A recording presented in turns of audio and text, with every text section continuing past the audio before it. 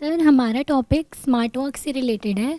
हमारी सबकी एज अभी 20-22 के अराउंड ही है। तो हमारा टॉपिक ये है कि किस तरीके से हम स्मार्टली प्लान कर सकें अपने करियर को, ताकि हम वेस्ट ना करें अपना टाइम। क्योंकि मैंने भी पहले बहुत सारी चीज़ें सोची थी, बट फिर चेंज हो गई, फिर अगेन चेंज हो गई, और अभी भी मुझे लगता है कि बहुत सारी चीज़ें मैं एक्सप्लोर कर रही हूँ, तो इट स्टिल कीप्स चेंजिंग। तो I want to know it from you better, and we all want to कि हम स्मार्टली किस तरीके से प्लान कर सकें एंड एक्सपेक्टेशंस उस हिसाब से रियलिस्टिक रख सके, बहुत ज़्यादा एकदम से फ्यूचर में भी ना सोचे, क्योंकि मैं करती हूँ ऐसा। इसीलिए that is a topic, smart work in regard with career. Got it. Sir, I think we should learn from people who are experienced, matlab not only from their successes but also from their failures. But then the problem arises कि हम लोग, how do we find the right kind of people to learn from?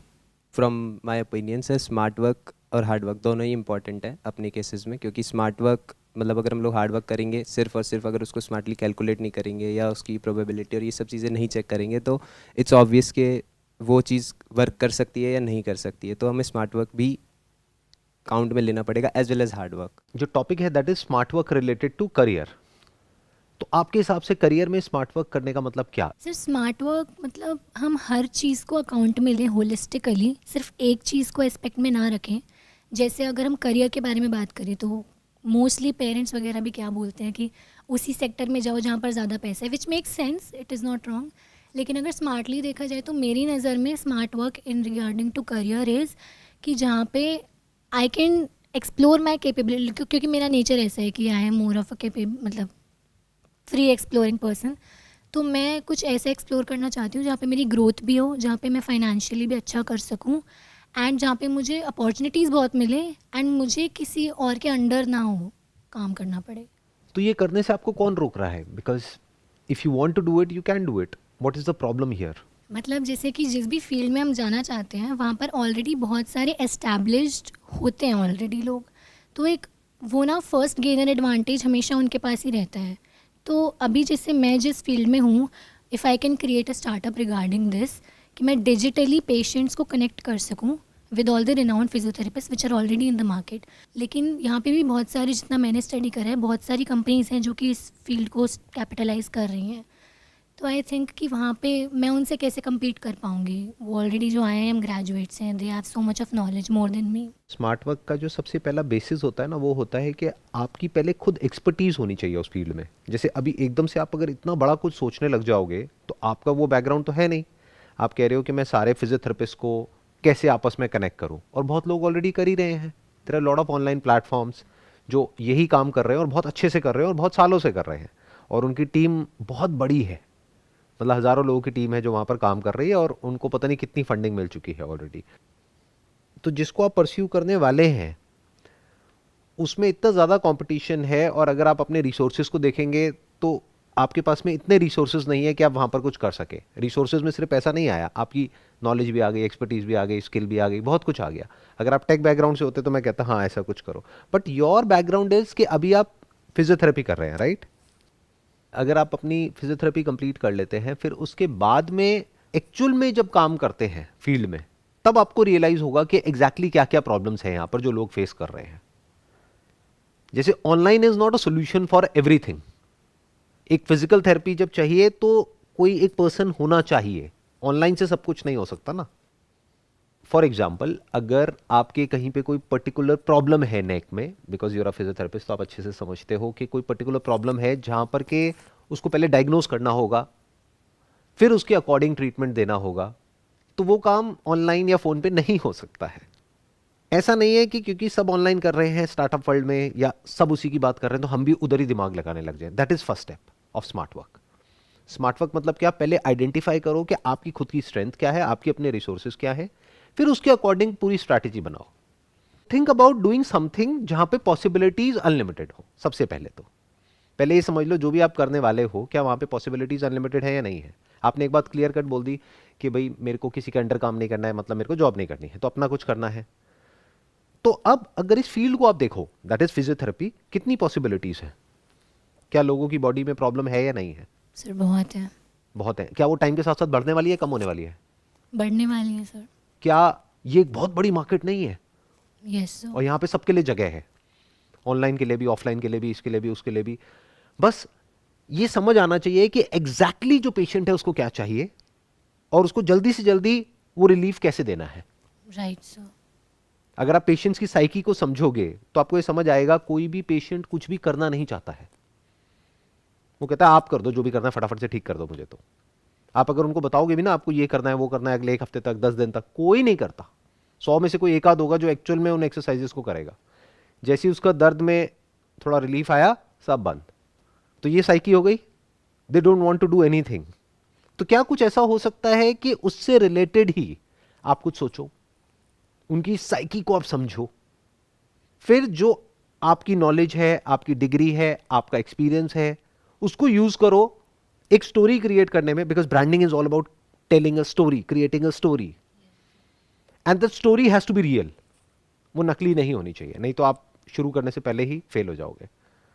तो एक real story क्या, मैंने college से physiotherapy करी, उसके बाद में मैंने प्रैक्टिस करी तो ये प्रॉब्लम आई, फिर मैंने इस तरह से आउट ऑफ द बॉक्स सोचा और इस तरह के सॉल्यूशंस ट्राई करे। उसमें से ये सॉल्यूशन एक ऐसा सॉल्यूशन था जो कि काम कर गया और पेशेंट्स की प्रॉब्लम सॉल्व हो गई जो नहीं हो पा रही थी, जिससे उनको टेम्परेरी रिलीफ मिल रहा था और जिससे वो मुझ पर डिपेंड हो रहे थे। तो मैंने सोचा क्या कुछ ऐसा हो सकता है कि वो मेरे पर डिपेंड ही ना हो। देन मैंने रिसर्च करी ग्लोबली, फिर मुझे पता लगा अच्छा साउथ कोरिया में या जापान में एक कंपनी है जिसने इस प्रॉब्लम का सोल्यूशन निकाल लिया है। देन वो प्रोडक्ट मैं वहां से यहां पर लेकर के आई। और इसमें करना क्या है, आपको कुछ भी नहीं करना है, that is what you want, वही है इसके अंदर कि आपको कुछ भी नहीं करना है। आप इस पे लेट गए और उसके बाद में आपने ऑन कर दिया, इंफ्रारेड उसमें से रेज निकलेंगी और वो आपके पेन को, आपकी जो स्टिफनेस है, आपकी जो ब्लॉकेजेस हैं उसको रिलीज कर देगी। सर ऐसी मशीन्स तो हैं, जिसको आप मशीन कह रहे हैं, इस तरह के बेड्स होते हैं जो बेड के ऊपर ही रखे जा सकते हैं। मेरे पास भी है। आपके पास भी है, तो क्या यहाँ पर कोई बड़ी अपॉर्चुनिटी है या नहीं है?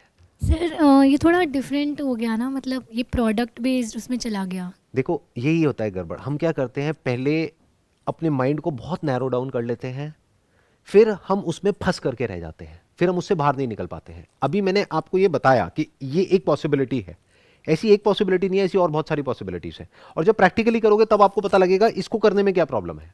रोज एक नया चैलेंज आएगा, रोज एक नई प्रॉब्लम आएगी, आपको फटाफट से अपने आप को चेंज करना होगा, अपने आइडिया को चेंज करना होगा, हर चीज को चेंज करना होगा। बट एक ब्रॉडर विजन माइंड में होनी चाहिए कि अगर ये क्लिक कर गया, एक बार इस बिजनेस मॉडल को हमने क्रैक कर लिया, तो यहां पर बहुत पैसा कमाया जा सकता है। मैं इसलिए आपको बता रहा हूं क्योंकि आइडिया खुद मेरे माइंड में आया था, बट मेरा भी इंटरेस्ट नहीं है पैसा वैसा कमाने में, तो इसलिए मैंने इसको नहीं किया। इनफैक्ट आज से 8 साल पहले मैंने अपने एक सेशन में बात करी थी डिटेल में एयर प्यूरिफायर्स के बारे में। तब किसी ने सुना भी नहीं था एयर प्यूरिफायर नाम की कोई चीज होती है इंडिया में। आज तो सब कर रहे हैं। आज सब कर रहे हैं और जो भी कर रहे हैं वो अच्छा पैसा कमा रहे हैं उसमें। सोचो 8 साल पहले जिसने शुरू किया होता आज वो कितना पैसा कमाता, क्योंकि आज उसका ब्रांड एस्टैब्लिश हो चुका होता। अब मैं बता रहा हूं कि फ्यूचर में क्या होने वाला है। फ्यूचर में इस तरह के डिवाइसेस बहुत तेजी से बिकने वाले हैं, जिससे कि आपको जो एक्स एंड पेन्स है बॉडी में, उससे इमीडिएट रिलीफ आएगा बिना किसी की हेल्प के। मतलब आपको किसी डॉक्टर को नहीं बुलाना है घर पे या कहीं जाना नहीं है, क्योंकि घर पे जब आप बुलाते हो किसी डॉक्टर को तो पैसे ज्यादा देने पड़ते हैं, उनके पास जाते हो तो टाइम वेस्ट होता है, तो दोनों तरफ से लॉस हो रहा है ना। राइट। तो कुछ ऐसा जहां पे आपको कुछ भी नहीं करना पड़ेगा।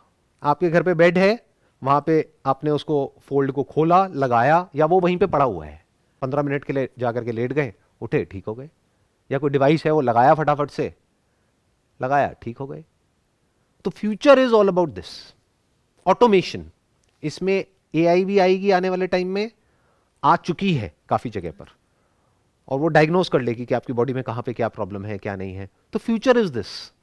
तो पहले तो फ्यूचर को देखो। अगर उसको हम देख पाते हैं और उस डायरेक्शन में आज से काम करना शुरू कर देते हैं, और आपका दिमाग ये कहता है कि अब मेरे को ब्रांडिंग को समझना है, ब्रांडिंग क्या होती है, can I create a brand in this space and tell a story. क्योंकि ब्रांड तो कोई भी क्रिएट कर सकता है, बट उनके पास में स्टोरी नहीं है ना। आपके पास में एक स्टोरी है, और ज्यादा टाइम नहीं लगेगा आपको women entrepreneur of the year award मिलने में या अवार्ड्स मिलने में, ज्यादा टाइम नहीं लगेगा, मे बी 2-3 साल, 4 साल। यंगेस्ट एंटरप्रेन्योर, ये सुनने में भी बड़ा लग रहा होगा, बट ये कोई बहुत बड़ी बात नहीं है, हो जाता है।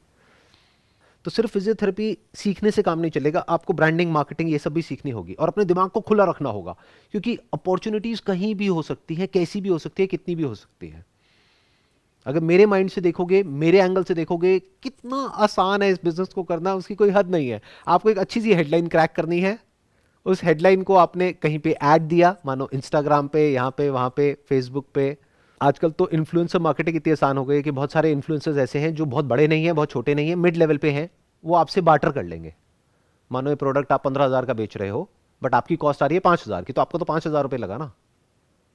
और उनकी मार्केटिंग के थ्रू अगर आपके 2 प्रोडक्ट भी बिक गए तो आपने तो कमा लिया 20,000 रुपये। तो प्रोडक्ट आपने उनको फ्री में दिया, उन्होंने उसके बारे में बोल दिया और आपका ब्रांड आगे बढ़ गया। तो there are lot of different ways of doing it. और एडवर्टाइजिंग बहुत सस्ती हो चुकी है आज की डेट में।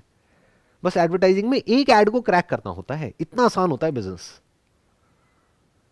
बट ये जो मैं बोल रहा हूं, आई एम नॉट श्योर कैसे आप समझ पाओगे इस चीज को, क्योंकि मैं बोल रहा हूं अपने एक्सपीरियंस के बेस पे, आप उसको देख ही नहीं पाओगे।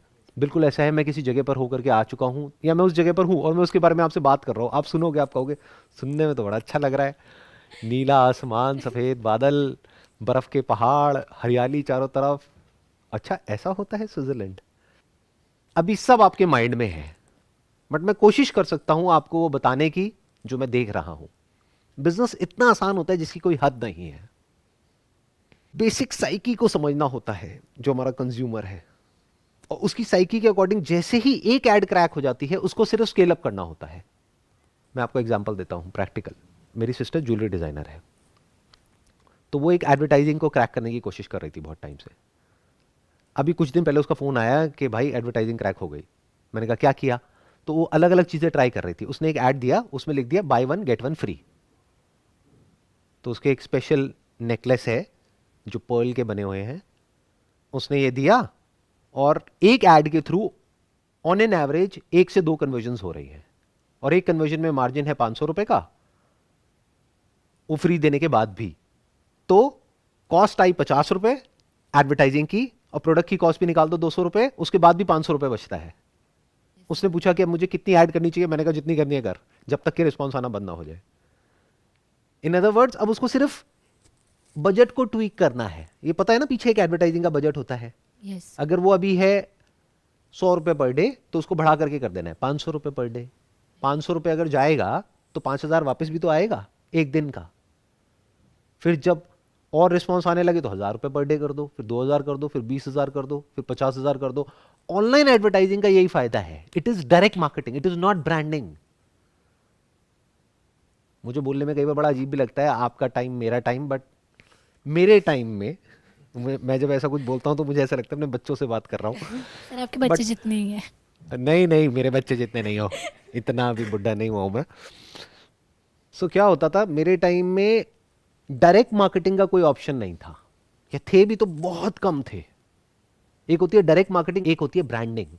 जैसे न्यूज़पेपर्स में जो करते हैं, टेलीविजन में जो करते हैं, वो ब्रांडिंग होती है, उसके लिए अरबों खरबों रुपया चाहिए होता है। पर डायरेक्ट मार्केटिंग का मतलब क्या है? गूगल, फेसबुक, इंस्टाग्राम, इस सब पे जो होता है उसको डायरेक्ट मार्केटिंग बोलते हैं। उसकी खास बात क्या है कि वो अपना पैसा खुद निकालती है ऐड, तभी ये कंपनी चल रही है। सोचो अगर आपने ऐड दी किसी भी इस प्लेटफॉर्म पर, आप ब्रांडिंग के लिए तो नहीं दे रहे। ब्रांडिंग के लिए तो आप टेलीविजन में जाओगे ना, क्योंकि इंपैक्ट तो वहां आएगा। न्यूज़पेपर में जाओगे, ट्रस्ट वहां आएगा, ट्रस्ट और इंपैक्ट वहां है। तो लोग ऑनलाइन में क्यों आते हैं? रिस्पॉन्स के लिए, क्योंकि रिस्पॉन्स को मेजर किया जा सकता है। तो अगर आपने पैसा लगाया और आपने पैसा कमाया जितना आपने ऐड में लगाया, तभी आप दोबारा लगाओगे।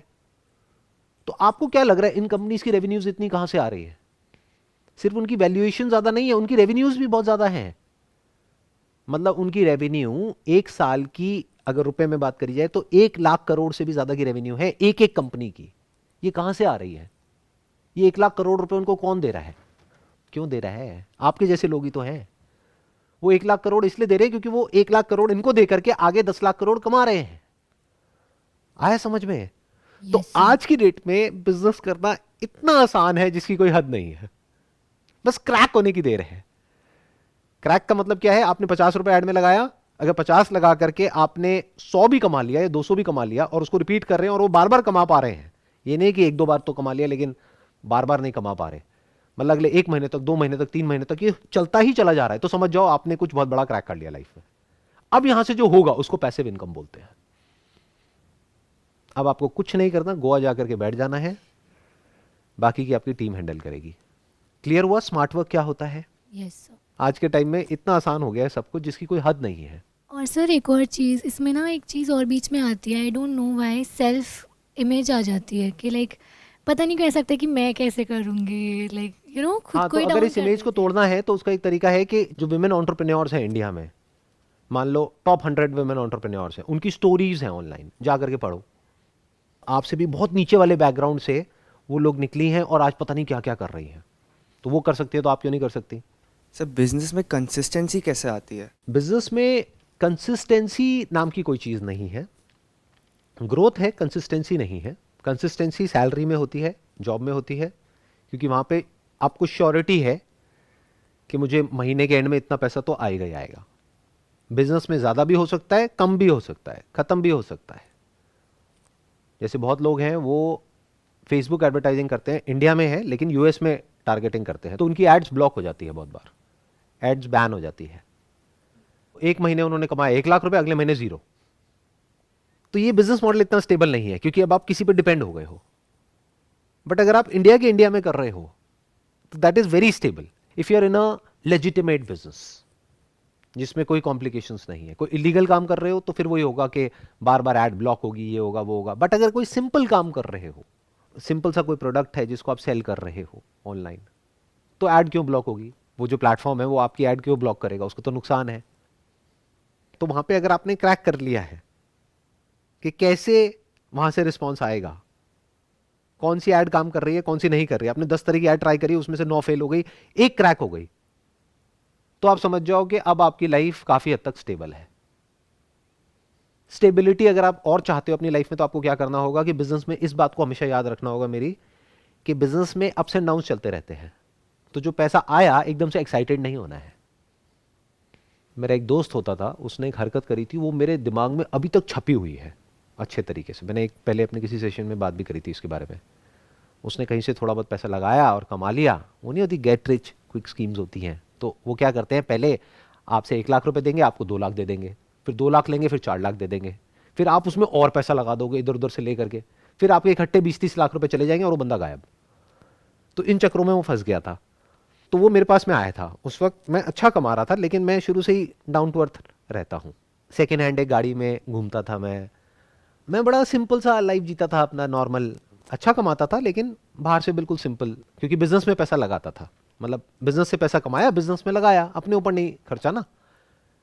तो वो आया मेरे पास में अपनी एक नई गाड़ी लेकर के और मुझे कहा आ बैठ। कहता भाई संदीप, तू जो कर रहा है ना, तू जो करता रहा ना, तो तू वहीं का वहीं रह जाएगा, तू आगे कुछ नहीं कर पाएगा ज़िंदगी में, आ जा मेरे साथ में, देख मैं क्या करूँगा। मैंने कहा क्या कर रहा है भाई बता। मेरा दिमाग हमेशा खुला रहता है। तो मैंने उसे समझा।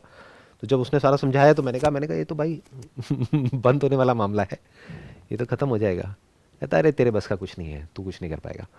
तो कहने का मतलब है कि मेरी ये बात हमेशा याद रखना, गांठ बांध लो इस बात को कि जब भी बिजनेस करो उसमें से पैसा जोड़ लो, ताकि जब वो बिजनेस ना चले या कभी डाउन जाए तो आपके पास में कुछ बैकअप प्लान हो। इन अदर वर्ड्स, अगर आपने बिजनेस से 20 लाख रुपए कमाया, अब मैं पता नहीं क्या हूं, और वो देखो मेरे साथ के जो दोस्त हैं वो तो कुछ भी नहीं कर रहे हैं, ऐसे लोग करने लग जाते हैं, वो बेवकूफी की निशानी है। तो आपको क्या करना है, 20 लाख कमाया, उस 20 लाख में से 10 लाख रुपए साइड करो और उसको लगा दो कहीं सेफ जगह पर। तो आपको पता है कि मरे से मरा अगर मेरा बिजनेस बंद भी हो गया तो मेरा महीने का खर्चा इतना है, तो इतना तो यहां से आ जाएगा। तो अब आप स्टेबल होते चले जा रहे हो और फाइनेंशियली फ्री होते चले जा रहे हो। फालतू खर्चा नहीं करना है। अमीर कौन है जिसके खर्चे कम है, यानी खर्चे बहुत कम, कमाई बहुत ज्यादा, उसको अमीर बोलते हैं। अब ये बहुत की कोई डेफिनेशन नहीं है। अगर आपकी कमाई है 1 लाख रुपए महीना और खर्चा है 10,000 रुपए महीना तो आप बहुत अमीर हो। बट आपकी कमाई है 10 लाख रुपए महीना और खर्चा है 9 लाख रुपए महीना तो आप बहुत गरीब हो, क्योंकि जब वो 10 लाख बंद होगा तो आप 9 लाख के नीचे आ जाओगे। You got the answer. Stability कैसे आती है बिजनेस में? बिजनेस में स्टेबिलिटी आती है पैसा जोड़ करके। जब अच्छा टाइम हो पैसा जोड़ लो ताकि बुरे टाइम में काम आ जाए, सिंपल। और अगर आप इतना पैसा जोड़ पाए बिजनेस में से कि अब चाहे अच्छा टाइम हो चाहे बुरा टाइम हो, आपको फर्क नहीं पड़ता, आप बिजनेस पर डिपेंड नहीं हो अपना खर्चे के लिए, अब आप फाइनेंशियली फ्री हो। बट इतना पैसा अगर आपको जॉब से जोड़ना है तो अनलेस एंड अनटिल कि आप किसी टॉप कॉलेज से निकले हो और किसी टॉप कंपनी में काम कर रहे हो और आपका पैकेज बहुत ज्यादा है, तब तक वो पॉसिबल नहीं है। एक एवरेज जॉब में ये पॉसिबल नहीं है जिसकी मैं बात कर रहा हूं। यानी कुछ टाइम में 5-10 साल में इतना पैसा जोड़ लेना कि अब अगर आपका खर्चा है महीने का 50,000 रुपए, तो लाख रुपए महीना तो इंटरेस्ट आ रहा है या डिविडेंड आ रहा है, कि अगर सब कुछ बंद भी हो गया बिजनेस तो आपको टेंशन नहीं है। So what about competition? Competition उन लोगों के लिए होता है जो समझदार नहीं होते हैं, और उन लोगों के लिए बिजनेस होता ही नहीं है। देखना, ध्यान से समझना, एक है business of selling an item, a product और अ सर्विस, एक है business of selling a brand. तो जो ब्रांड बेच रहा है उसके लिए कोई कंपटीशन नहीं है। चॉकलेट मैंने बोला, सुनते ही माइंड में सबसे पहला ब्रांड कौन सा आया? Cadbury. चॉकलेट मतलब कैडबरीज। तो अब उनके लिए क्या कंपटीशन है? अगर आप या मैं उनसे बेटर चॉकलेट निकाल देते हैं मार्केट में, जिसका टेस्ट उससे बेटर है, सब कुछ उससे बेटर है, क्या हम उतने बड़े लेवल पे काम कर जाएंगे? फर्क क्या है? उन्होंने एक कैटेगरी की एक पर्टिकुलर स्पेस को ऑक्यूपाई कर लिया है। इसको बोलते हैं माइंड स्पेस ब्रांडिंग की लैंग्वेज में, कि चॉकलेट मतलब ये, पानी मतलब ये, सर्च मतलब गूगल। तो क्या आप ऐसा कुछ कर सकते हो? रोबोटिक थेरेपी मतलब what is the name of A brand, वो आना चाहिए। फिजियोबॉट, व्हाई नॉट? ऐसा बॉट जो कि एआई के बेस पे ऑटोमेटिकली आइडेंटिफाई करेंगे आपकी बॉडी में कहां कहां पर क्या क्या प्रॉब्लम्स है, और उसके सॉल्यूशंस इमीडिएट निकालेंगे विदाउट एनी ह्यूमन इंटरवेंशन। इस स्पेस में आप एक लॉन्ग टर्म विजन के साथ आगे बढ़ते हो कि ब्रांड एक दो दिन में नहीं बनता है, बट मे बी 5 साल, 10 साल, 20 साल बाद एक ऐसा ब्रांड होगा कि जैसे ही वो नाम लिया जाएगा इमीडिएटली आपका नाम माइंड में आएगा। तो अब आपका कोई कंपटीशन नहीं है। जैसे आप इस स्पेस में नहीं हो तो आपको नहीं पता है, लेकिन वैसे अगर कोई एडवर्टाइजिंग स्पेस में है, उससे जाकर के पूछोगे इंडियन इमेजेस मतलब, तो एक ही नाम आएगा, दूसरा कोई नाम आ ही नहीं सकता। तो इसका मतलब हमने उनका माइंड स्पेस ऑक्यूपाई कर लिया है। अब हमारे लिए कोई कंपटीशन नहीं है। बहुत सारे प्लेयर्स आए जिन्होंने हमारे जैसा कुछ करने की कोशिश करी, लेकिन उसमें से कोई भी एक भी प्लेयर दूर दूर तक वो नहीं कर पाया जहां पर अभी हम हैं। We are larger than all other players put together in the market. कुछ प्लेयर्स हैं उनको तो हमने एक्वायर ही कर लिया है। सर इसका मतलब सर आपकी एक brand is one of the exceptions, तो बाकी जो ब्रांड है वो तो मतलब आपसे कम्पीट नहीं कर पाएंगे। और ऐसा क्यों हुआ सोचो, क्योंकि हम सबसे पहले नहीं आए इंडस्ट्री में, हमसे पहले भी बहुत सारे प्लेयर्स बैठे थे। मतलब हम सबसे पुराने नहीं है। ऐसा नहीं है कि मेरे बाप दादा का बिजनेस है कि वो चला आ रहा है 50 साल से और इस वजह से हम इतना आगे बढ़ गए। अरे इसलिए क्योंकि उन्होंने क्या करा, उन्होंने कुछ भी बेचा। अब मैं बहुत ज्यादा आपको नहीं बता सकता, बट शॉर्ट में बता देता हूं, उन्होंने सब कुछ करने की कोशिश करी। तो माइंड में क्या आया, ये क्या करते हैं, ये सब कुछ ही बेचते हैं, तो वो ब्रांड नहीं हुआ ना। उन्होंने ये गलती कर दी। हमने क्या किया, डे 1 से जब हमने लॉन्च किया तो हमने देखा मार्केट में एक बहुत बड़ा गैप है। वो गैप क्या है? Creative images with Indian faces. ये कोई नहीं कर रहा है। एडिटोरियल है, ये अलग अलग सेगमेंट होती है। एक एडिटोरियल एक सेगमेंट होती है। एडिटोरियल मतलब समझ गए, जो न्यूज़पेपर्स में इमेजेस छपती है वो सब एडिटोरियल है। तो हम कभी एडिटोरियल में घुसे ही नहीं। एक होती है फॉरेन इमेजेस, तो हमारे जो कॉम्पिटिटर्स थे वो फॉरेन भी बेच रहे थे, इंडियन भी बेच रहे थे, तो क्लाइंट कंफ्यूज हो गया, तो वहां पर भी वो माइंड स्पेस ऑक्यूपाई नहीं कर पाए। समझ गए प्रॉब्लम? हमने क्या किया, सिर्फ एक कैटेगरी पे फोकस किया, मतलब नैरो डाउन कर दिया। ये सुनने में बड़ा अजीब लगेगा, बट जब आप ब्रांडिंग को बारीकी से समझोगे तब आपको समझ आएगा मैं क्या बोल रहा हूं।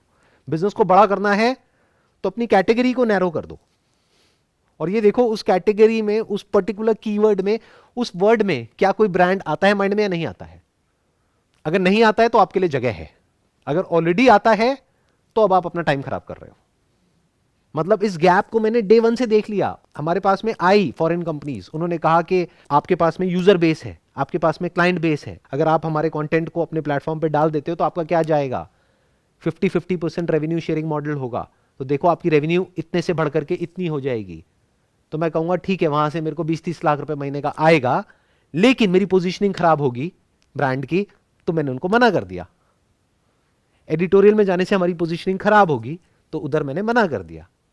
तो अब हमारी पोजीशनिंग क्या है, बड़ी सिंपल है। क्रिएटिव इंडियन इमेजेस मतलब हम सिंपल, और इसी पोजीशनिंग पे हम पिछले 15 साल से टिके हुए हैं और आगे भी टिके रहेंगे। ये चेंज नहीं होने वाली, क्योंकि यहां पे हमने माइंड स्पेस को ऑक्यूपाई कर लिया है। ऐसे ही हर सेगमेंट में माइंड स्पेस ऑक्यूपाई हो चुकी है।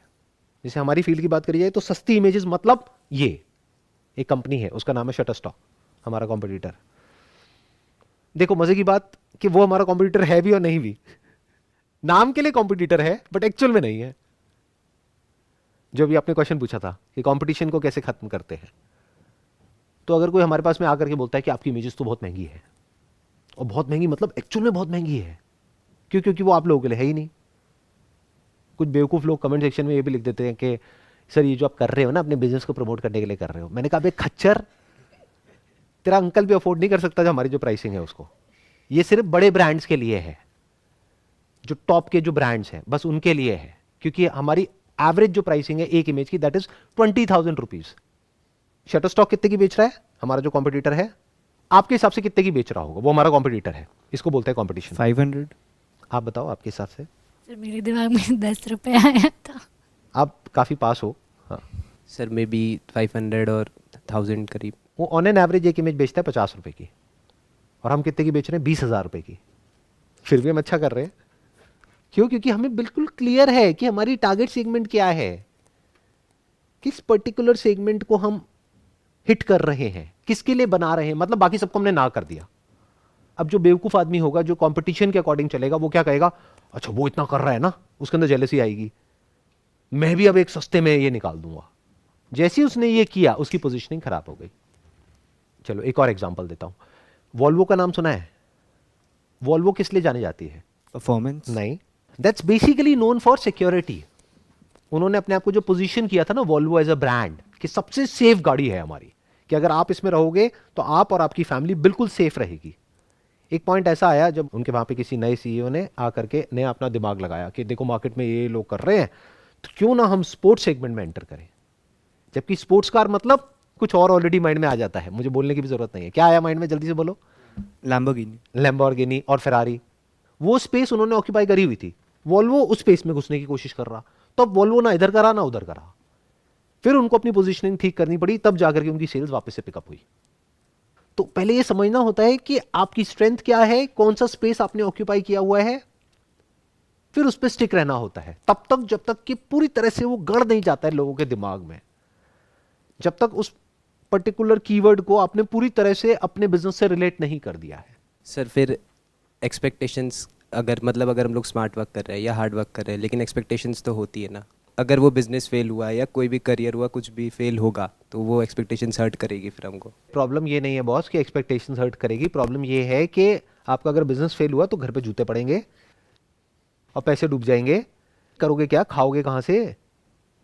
प्रॉब्लम ये है कि शादी कैसे होगी? ये रियल प्रॉब्लम्स है। एक्सपेक्टेशंस हर्ट हो गई तो हो गई, उसमें क्या फर्क पड़ता है, रो लो थोड़ा सा, समझ गए? तो प्रॉब्लम्स एक्सपेक्टेशन नहीं है। तो कभी भी ये मत समझो कि लाइफ में एक्सपेक्टेशंस नहीं होनी चाहिए बट रियलिस्टिक होनी चाहिए। पहले आप अपनी पर्सनालिटी को समझो। हो सकता है आपकी पर्सनालिटी इनकी पर्सनालिटी से बिल्कुल अलग है। हो क्या सकता है बिल्कुल अलग है। वो आपके बात करने के स्टाइल से, बोलने के स्टाइल से ही पता लग रहा है।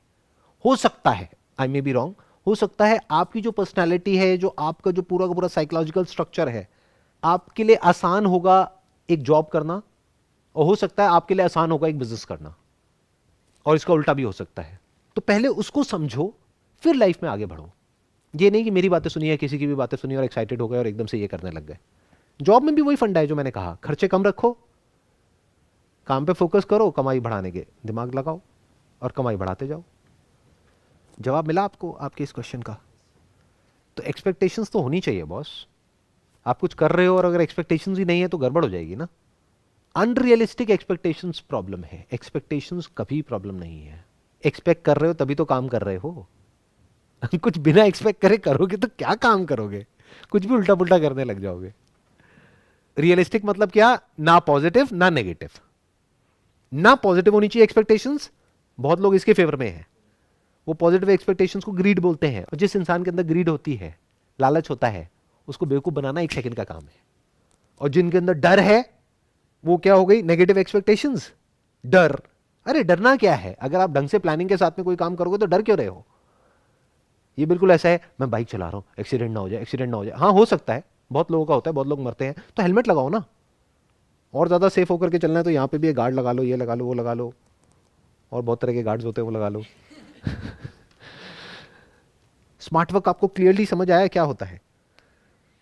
तो मैंने करियर में भी एक एस्पेक्ट को आज टच किया है स्मार्ट वर्क के, क्योंकि वही एक्सपेक्ट में मेरी मास्टरी है, दैट इज एंटरप्रेन्योरशिप। अगर आप मेरे से जॉब के बारे में पूछोगे तो मैं सही इंसान नहीं हूं वो आपको बताने के लिए। वो जो लोग यहाँ पर अभी हैं वो आपको ज़्यादा अच्छे से गाइड कर पाएंगे। Wish you all the best and it was pleasure meeting you and talking to you.